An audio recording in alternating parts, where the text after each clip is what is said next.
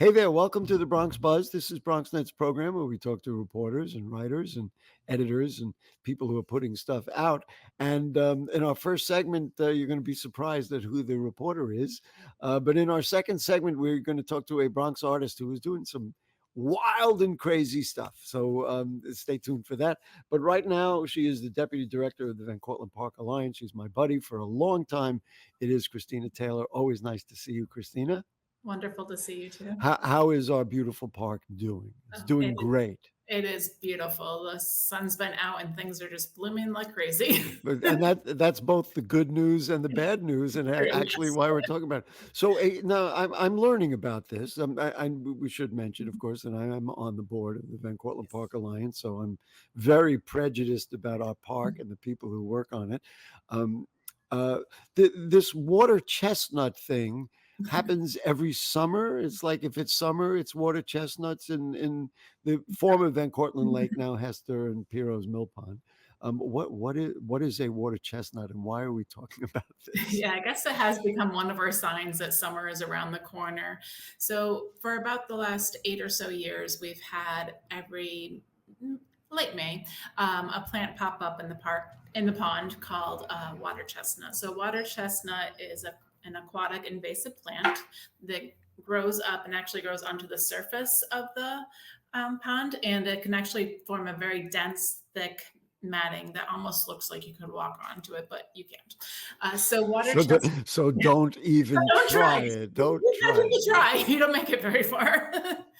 So we go out there every year with our volunteers and we work to remove it. So here are some of our volunteers. They go out with very long rakes and pull the water chestnut in so we can pull it out. So it's actually attached at the bottom of the pond. The seeds are embedded in the soil at the bottom. Wow, so it's not only on. I wasn't aware of this. I figured it Yeah, was it's just something. attached. It goes all the way down. About how deep is the pond Um, at this point? It depends. The deepest point is probably somewhere between 6 and 8 feet in the middle of the pond, but along the edges, it's only a few feet deep. But yeah, it has the seed in the soil and it has like a string filament that attaches it to the leaves You up know, above. I wasn't aware of that because the surface thing we were all aware of, but it's actually something that grows all the way down. I wasn't aware of that. Yeah, so it causes a lot of concern and issues in the pond. And one of the main things is that because it has such a dense canopy at the surface, it's actually blocking sunlight from getting down. So the other plants that are native and should be growing in our pond can't grow. And So then, it's really a weed, like something that pops up in your garden that you got to get out.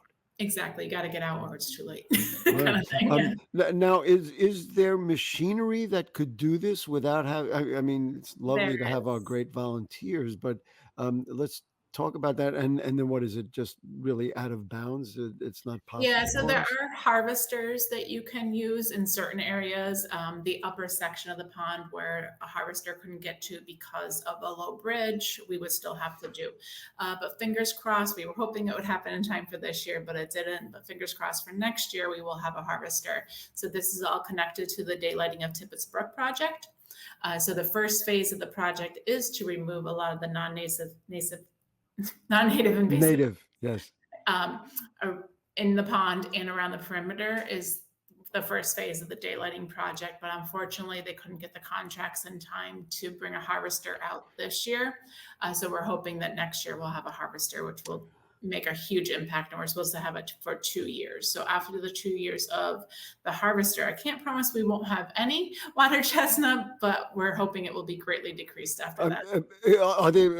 I see people sometimes fishing and stuff. Are there still fish in there? Of course, we know there's ducks and swans and the Canadian geese that come by. We know all that, but are there still fish in there? There definitely are still fish, but Wow, the water chestnut's not good for the fish. So that's what the point. happens is, it actually, when it dies, it all dies off at once.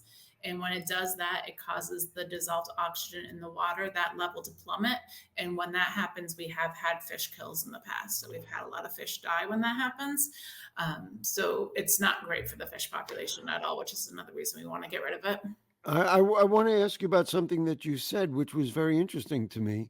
That Van Cortlandt Lake and Hester and Miro's Mill Pond have been there for years. And I have told people, and I'm sure you're one of them, that when I was a kid, we actually played hockey on that lake because it froze over. Of course, I'm not telling you anything you don't know. Things have gotten warmer. Yeah. But you said that this issue has been like the last 8 years or so. I hate to ask this question. I think I'm fearful of the answer. Why are we getting it now? I guess so that would bring us till 2016 or 15.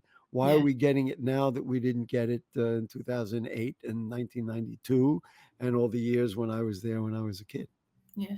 I'm not really sure what the origin story is for the water chestnut, or at least how it got here in our pond directly. I know it did originally start in Tibbetts Brook Park in Yonkers because they are connected to us through Tibbetts Brook. So they actually started seeing it there first. So we Well, that in a way that would make sense. So it traveled, it traveled down, but how it got there, I honestly am not Wow, sure. wow. So that's interesting because my fear was, and you and I have had this dialogue both in public and private, because of the highways, that are around it. The runoff from those highways have always created problems for our natural areas that are, Mhm. below it, et cetera, et cetera. So I was thinking that maybe that was the cause, but you're saying not necessarily. Not Probably necessarily doesn't help. in this, yeah, it's definitely happened in other cases of non-native plants coming into the park, especially if they are like seeds that could be found on pallets and they're shipping pallets and they blow off. So that's definitely one way. But the water chestnut seeds are very big. So they're not something that would hitchhike necessarily on something else. So they have I to, I'm see. not really sure. Absolutely fascinating. And I shudder to think if, we didn't have, number one, you who knows about this, and number two, the volunteers. Let's talk a little bit about who the volunteers are and, what they do. Do you have to train them ahead of time? I can't imagine you just say, hey, get in the lake, go We can jump in give the them a little lake. bit of training, but not much, honestly. So yeah, so we have volunteers that come out. We have what we call Water Chestnut Wednesdays. So Wednesday mornings I from don't mean to laugh. that's right. From 9 to noon, almost every Wednesday, we have volunteers come out and help us with that. And this can be people who've never volunteered with us before. And it's definitely a favorite project for our volunteers because when else do you get a chance to throw some waders on or get in a canoe and do some work? So you say waders, those are the boots. Now, do they go waist or they go up to They go here? up to here, yeah, because Wow. it does get pretty deep. So, yeah, so we have the waders that have the boots attached. So we always tell people to bring an extra pair of socks because some of them do leak. And be prepared. I was just going to ask you. I mean, this is the Bronx boy in me. Has anything ever happened? Did anybody go underneath? Did they step a little too low? And it was like, doesn't matter. The waiters won't help me up there.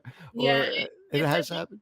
it has happened because you'll be walking at one section and you're fine, but you step to the left a little bit and suddenly it's a foot or two drop and you're Wow. too deep. So the water has, and it actually happened to one of our staff last week. And do they really complete the job? Like, do they really get all that stuff out We or as much out as we we can? get as much as we can. We haven't gotten Wow. to the point where we get rid of all of it, but we do open a good section of it and try to keep a good section of the pond open. That Wow. way, if people do want to fish, they can fish. If we are able to bring rowboats back this summer, they can actually get out on the water because those activities definitely get impeded by the water chestnut. Stupid question of the day. Well, why bother? I mean, would it destroy the lake It would ultimately? destroy the lake. Yeah. Destroy the lake, and so we'd see it seep up, Yeah. and people would say, "Hey, it's only a foot deep," and then we wouldn't have the beautiful lake anymore. Exactly. Oh, God, goodness, what you do is just saving the world. You know, Christina, how we One feel park about you. at a time. And of course all the volunteers. So let's see, July 11th. I know last week we did a segment with Edwin Pagan, who's doing a talk on some pictures that are hanging right now on Broadway, Mhm. legacy kind of pictures of the Bronx.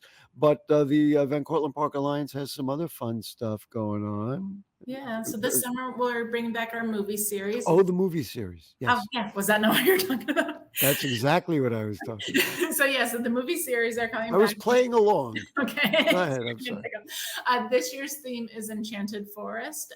So the first movie is on Tuesday, July 9th, and then there's 4 weeks in a row of movies all with a theme around forest.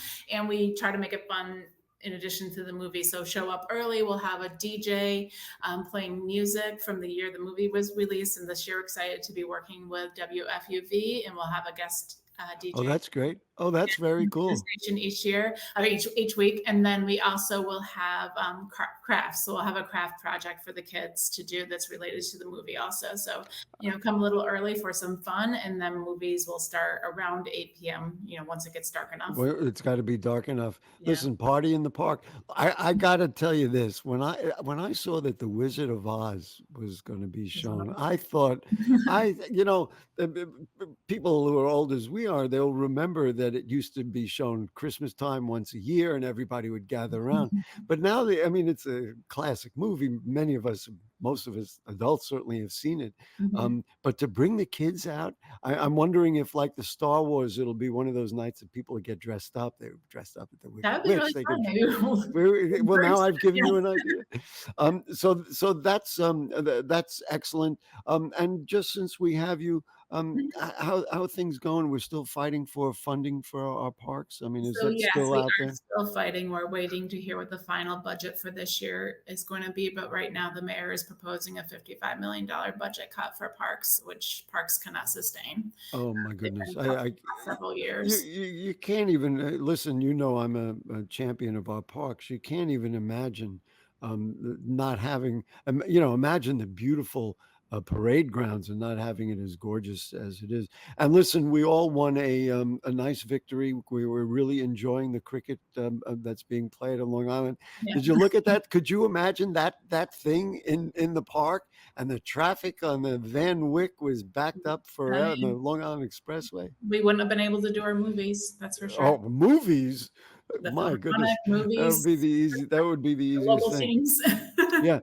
Anything else you want to tell us about? Anything else going on of interest?